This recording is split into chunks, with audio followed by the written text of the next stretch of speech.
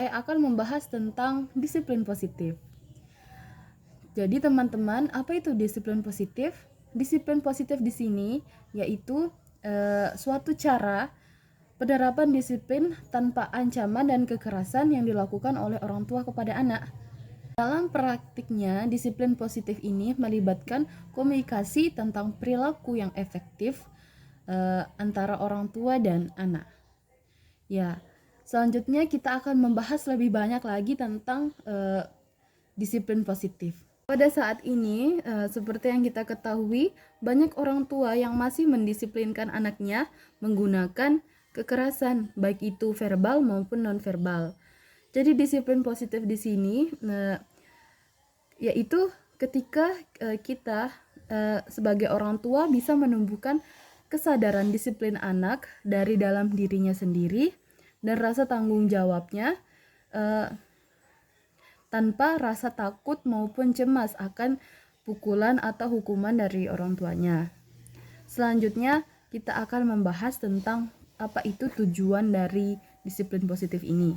Tujuan dari disiplin positif yang pertama yaitu membuat anak bertanggung jawab akan tingkah lakunya. Ketika anak sudah mengetahui konsekuensi dari perbuatan atau tingkah lakunya, ia akan berpikir kembali atau berpikir dua kali untuk melakukan suatu kegiatan tersebut. Selanjutnya yang kedua yaitu memberi kesempatan untuk membuat dan membangun tingkah laku sesuai keinginan dan tentunya sesuai keinginannya. Jadi ketika kita sudah memberikan atau menerapkan disiplin positif ini, anak bisa melakukan suatu kegiatan menurut kata hatinya sendiri. Dan kita sebagai orang tua tidak boleh mengekang anak sesuai kemauan kita, karena kemauan kita dan kemauan anak itu sangat berbeda. Apa saja manfaat dari disiplin positif? Yang pertama, menumbuhkan rasa percaya diri anak. Yang kedua, menumbuhkan kemandirian. Dan yang ketiga yaitu membuat perilaku anak menjadi lebih baik. Selanjutnya apa saja hambatan orang tua dalam penerapan disiplin positif ini? Yang pertama yaitu emosi orang tua. Sebagai orang tua kadangkala merasa lelah dan letih ketika menerapkan disiplin positif ini karena harus dilakukan secara berulang-ulang dan harus sabar. Jadi orang tua harus bisa untuk mengelola emosinya, harus bisa untuk bersabar sedikit saja untuk bisa mendapatkan suatu dampak positif yang lebih banyak pengalaman masa lalu. Ketika mungkin banyak orang tua yang zaman dulu orang tuanya juga melakukan disiplin yang disiplin yang keras atau disiplin yang menggunakan hukuman dan pukulan. Bagaimana cara menumbuhkan disiplin positif ini? Jadi yang pertama yaitu kita membuat kesepakatan bersama antara orang tua dan anak.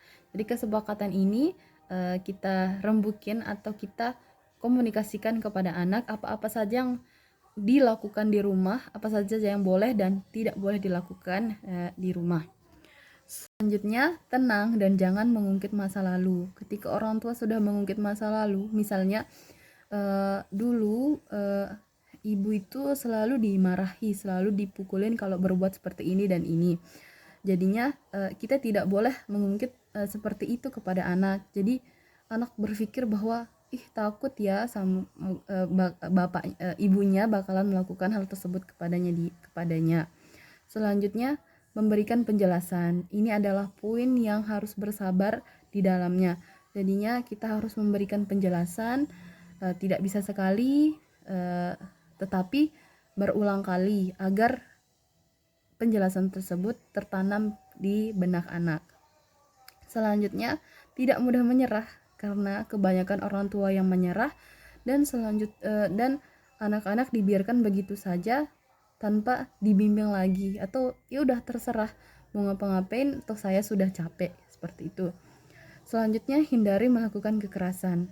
Mungkin orang tua sekarang atau seperti kita mungkin hilaf karena karena kita sudah lelah bersabar dan meletih dan anak tersebut masih saja melakukan hal yang tidak kita senangi, makanya kita malah mencebet atau memukul ia.